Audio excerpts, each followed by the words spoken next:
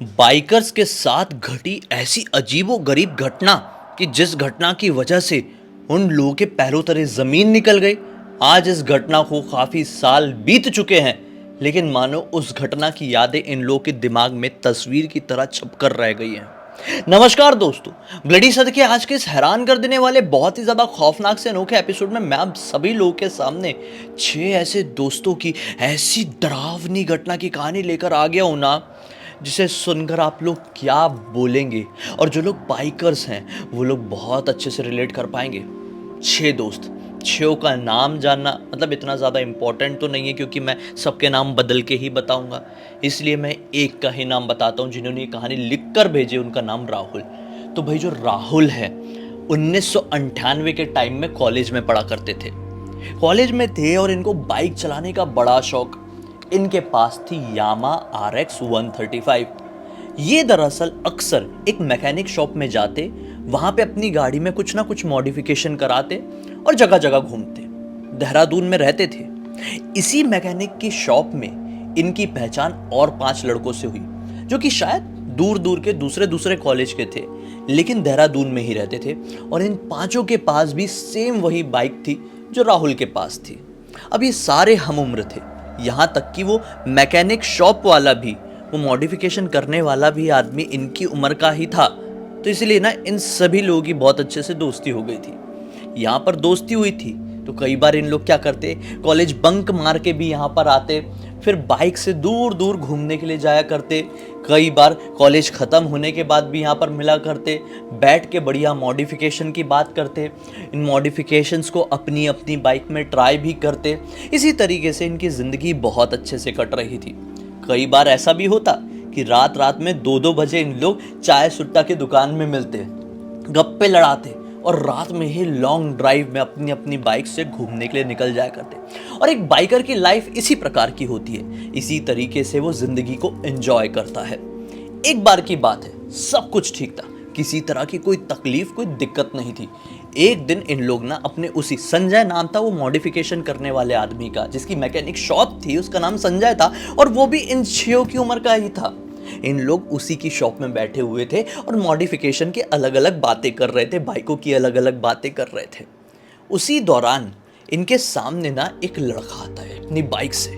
उसके पास कौन सी बाइक थी पता है? यामा 350। उस समय ये बाइक बंद तो हो गई थी, लेकिन उस बाइक का क्रेज हुआ करता था।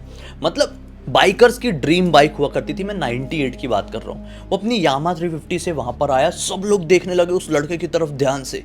ये यंग नौजवान गबरू, हैंडसम, हट्टा कट्टा दिखने में था। मतलब देखने से ऐसा लग रहा था कि कोई हीरो आ गया है क्या हमारे देहरादून में। पहली बार देखे इस बंदे को। अपनी बाइक से मस्त उतरा स्टाइल में। उसके जो गियर्स थे, जो बाइकर से गियर्स होते हैं ना हाथ में पहनने, वो सब बढ़िया वाले थे। वो गया सीधे वो मैकेनिक के पास, संजय के पास, और उसको बोला कि बाइक को स्टार्ट करने में थोड़ी तकलीफ़ हो रही है, थोड़ा चेक करो ना। वो संजय जाता है, कार्बोरेटर को ओपन करता है, उसमें जो कचरा वचरा फंसा हुआ था उसको लगा देता है।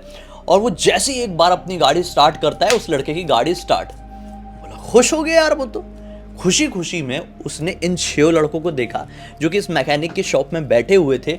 6 लड़कों को देख के क्या बोलता है, अरे भाइयों मैं बड़ा खुश हूँ, आज मेरी बाइक पूरी तरीके से बढ़िया हो गई है, मुझे अपनी बाइक से बहुत प्यार है। इस खुशी में मैं तुम लोगों को ट्रीट देने के लिए तैयार हूँ। चलो बढ़िया चाइनीज खा के आएंगे, इसी बहाने हम लोगों की पहचान और दोस्ती भी हो जाएगी। ये 6 लड़के जो कॉलेज में पढ़ रहे थे, अभी नौजवान यंग थे, गरम खून था, खुश हो जाते, अरे चलो चलो भैया हम भी आपके साथ चलते, पार्टी करेंगे। अब भैया ले गया। भैया ने अपनी तरफ से सबको चाइनीज खिलाया, अपनी तरफ से ट्रीट दिया, लड़के खुश। अब ये दिन के बाद से सारे दोस्त इस लड़के से रेगुलरली मिलने लगे। वो लड़का मैकेनिक की शॉप में आता, ये 6 भी मैकेनिक की शॉप में रहते। वहाँ पर ये सब लोग मिलते और मिलके दूर दूर घूमने जाते। कभी ये लोग ऐसा कुछ लगाते अपना सिस्टम कि भाई देखते हैं कि पहले देहरादून से मसूरी कौन पहुँच पाएगा। सीन ये था कि इन 6 लड़कों के पास अपना अपना मोबाइल था। उस ज़माने में मोबाइल बहुत नया नया आया हुआ था और इन सभी लोगों ने मोबाइल खरीद लिए थे, 6 ने। लेकिन ये जो भैया थे ना, इन्होंने अपने पास मोबाइल नहीं रखा था। उस समय फ़ोन में बात करना बड़ा महंगा होता था। आउटगोइंग 18 रुपए की होती थी और इनकमिंग 9 रुपए की होती थी। तो ये 6 दोस्त एक दूसरे को मिस कॉल मार के ना ऐसा हिंट दे देते थे कि चलो अभी मैकेनिक की शॉप में मिलना है क्योंकि भैया के आने का टाइम हो रहा है। भैया हमें बहुत अलग अलग जगह घुमाने लेके जाते हैं और ट्रीट भी देते हैं और भैया का नेचर इन्हें बहुत पसंद था। अब एक दिन की बात है, इन लोग ना ट्रीट कर रहे थे, भैया इनको ट्रीट दे, सारा खर्चा भैया ही करते थे, पार्टी चल रही है और इनमें से जो राहुल है ना भैया से पूछ लेता है, भैया मुझे समझ में नहीं आता है कि आप इतना पैसा हमारे ऊपर खर्च क्यों करते हैं, कभी 1 रुपए भी हमको निकालने नहीं देते। ऐसा तो नहीं है ना कि हमारे पास पैसे नहीं, हम भी तो घूमते फिरते मोबाइल चला रहे हैं, बाइक कितने समय से चला रहे हैं, तो हमारे पास भी है। तो भैया बोलते हैं, अरे तुम ऐसी बात करोगे छोटे भाई होकर। तो मतलब ये जो मूवमेंट था राहुल के लिए बहुत ही यूनिक मूवमेंट था। राहुल को आज वो भैया ने सचमुच में अपना छोटे भाई की तरह ट्रीट किया।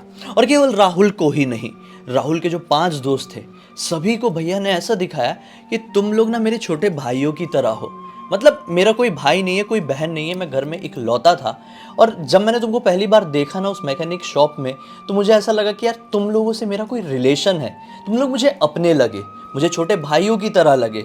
और मुझे भी बाइक चलाने का शौक, तुम्हें भी बाइक चलाने का शौक, तो ऐसे में हमारी बॉन्डिंग बन गई।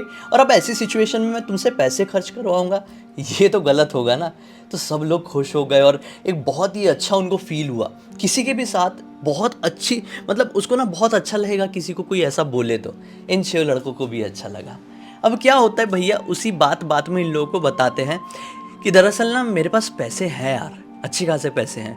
मैं एक बड़ी सी कंपनी में जॉब करता हूँ, देहरादून का ही रहने वाला हूँ और काफ़ी समय से बड़े शहर में जॉब करता हूँ दिल्ली में।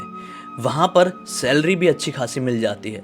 अभी घर में कुछ काम चल रहा है मेरा, इम्पॉर्टेंट काम, उसके चक्कर में मैं 3 महीने की छुट्टी लेकर अपने घर आया। मुझे छुट्टी मिली भी, मैं अच्छा परफॉर्मर हूँ अपनी कंपनी में, तो मुझे 3 महीने की छुट्टी भी दी गई है। तो मैं घर पर ही हूँ, अब घर पर बैठे बैठे बोर होता हूँ तो बाइक उठा के आ जाता हूँ तुम लोगों के पास। ऐसे में माइंड भी फ्रेश होता है और फिर घर जाके घर के उस काम में हाथ भी बटाता हूँ। सब लड़कों ने बोले ठीक है, अच्छी बात है। अब ये दिन था, इस दिन के 2 दिन तक ये लोग और मिलते हैं, दूर दूर टूर पर जाते अपनी अपनी बाइक से, लाइफ को बहुत अच्छे से एंजॉय करते हैं। 2 दिन बाद भैया इनको फिर से मिलते हैं एक रेस्टोरेंट में और बताते हैं कि भाइयों अब मेरे जाने का वक्त आ गया है।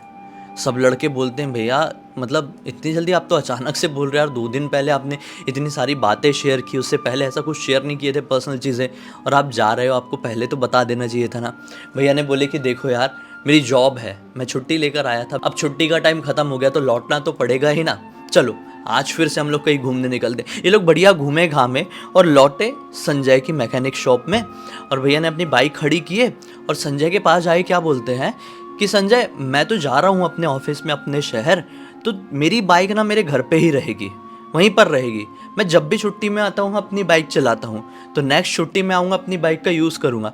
मेरी बाइक खड़े खड़े ख़राब ना हो तो मेरे घर जाते रहना और बाइक की ना सर्विसिंग करते रहना, ऐसे में कुछ तकलीफ़ नहीं होगी मेरी बाइक को, और मैं अपनी बाइक से बहुत ज़्यादा प्यार करता हूँ। संजय को भैया अपने घर का एड्रेस बताते हैं। संजय एड्रेस देखता है, बोलता है अरे हाँ ये एड्रेस तो पता है, वो बड़ी वाली कोठी आपकी है क्या? भैया बोलते हैं हाँ वो हमारी ही कोठी है, पुश्तैनी है, बहुत समय से हम लोग वहाँ पर रह रहे हैं। संजय बोलता है वाह यार पैसे वाली पार्टी, मन में बोलता है मतलब। भैया स्माइल करते हैं और भैया निकल जाते हैं। अब इस घटना को, ये सिचुएशन को, मतलब भैया को निकले हुए 1 महीने बीत गए। अब एक दिन इन लोग संजय की दुकान में आए हुए थे 6 दोस्त, राहुल के 5 दोस्त। संजय बोलता है कि यार 1 महीने हो गए हैं, भैया ने अपना एड्रेस देके गए थे, बोले थे कि घर में जाके बाइक की सर्विसिंग वगैरह कर देना, तो चलो चलते हैं ना। मैं उनकी कोठी का पता जानता हूँ अच्छे से, मुझे पता है, मैंने देखा हूँ, तो तुम लोग भी चलो, बाइक के बारे में थोड़ा समझ भी लेना और इसी बहाने तुम्हारा थोड़ा घूमना फिरना भी हो जाएगा। सब लड़के लोग तैयार, हाँ चलो चलो, दोस्ती तो सब में थी, चलो चलो सब लोग चलते। सब अपनी अपनी बाइक में बैठे, पहुँच गए कोठी के सामने, बड़ा बंगला। ये लड़के लोग देख के बहुत खुश हुए, अरे इस घर का लड़का हमारा दोस्त है। खैर अभी घर के जो बड़ा सा दरवाज़ा था बाहर की तरफ, उसकी बेल बजाते हैं संजय। अब अंदर से खूबसूरत से आंटी आती है, शक्ल देख के लग रहा था कि शायद ये भैया की मम्मी है। तुरंत ही संजय कहता है कि दरअसल मैं संजीव नाम था वो भैया का, संजीव जी का घर यही है? तो आंटी बोलती हाँ संजीव का घर तो यही है, क्या काम है बोलिए। संजय बोलता है कि दरअसल मैं उनकी बाइक की रिपेयरिंग करने के लिए आया हूँ।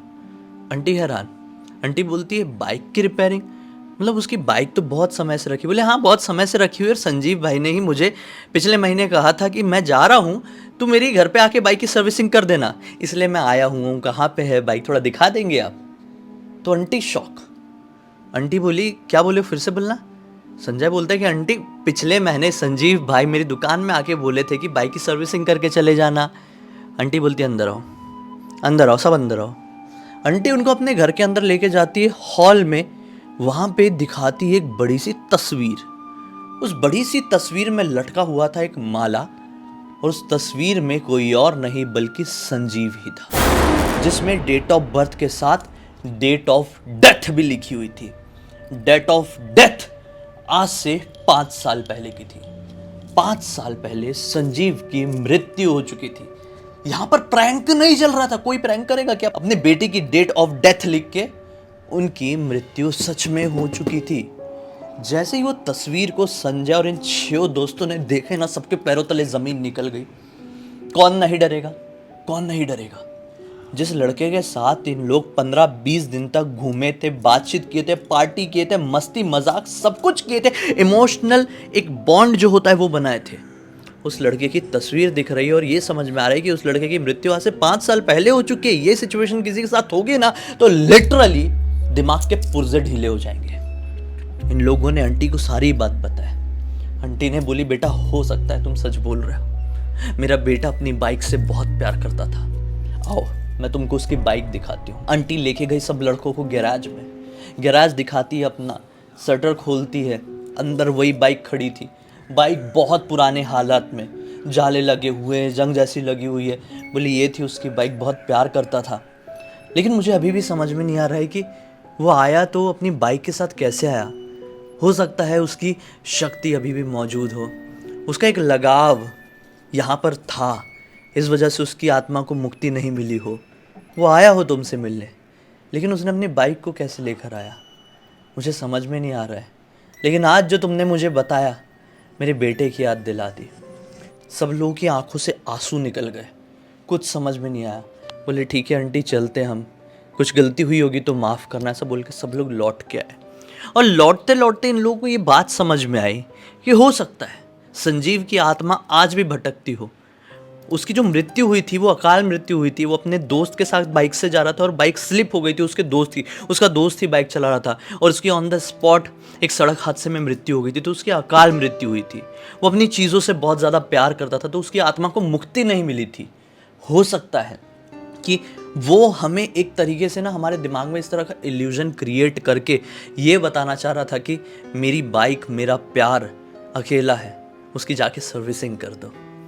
आप लोगों को सुनने में पता नहीं कैसा लग रहा होगा, लेकिन अगर आप इस कहानी के तह तक जाएंगे ना तो आप लोगों को पता चलेगा कि एक इंसान किसी एक वस्तु से भी, किसी एक चीज़ से भी इतना प्यार कर सकता है कि चाहे कुछ भी हो जाए, उसकी मौत भी क्यों ना हो जाए ना, उसका लगाव उससे ख़त्म नहीं हो सकता। आज इस घटना को 25 साल बीत चुके हैं।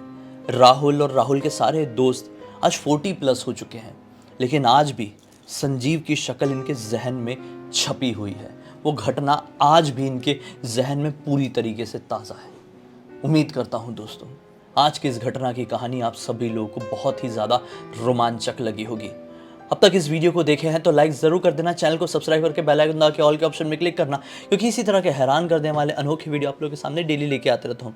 इंस्टाग्राम की लिंक इस वीडियो के डिस्क्रिप्शन बॉक्स में मिल जाएगी, भाई क्लिक करके डायरेक्टली वहाँ पर पहुँच जाना। और इसी तरह की कोई भी कहानी, टॉपिक या जानकारी आप लोगों के पास भी है तो लिख भेजिए ना, हो सकता है मेरा अगला वीडियो आप लोगों के हिसाब से ही बन रहा हो। तो चलिए कल फिर से मिलता हूँ दोस्तों, तब तक के लिए बहुत बहुत धन्यवाद। आप लोगों का दिन शुभ हो।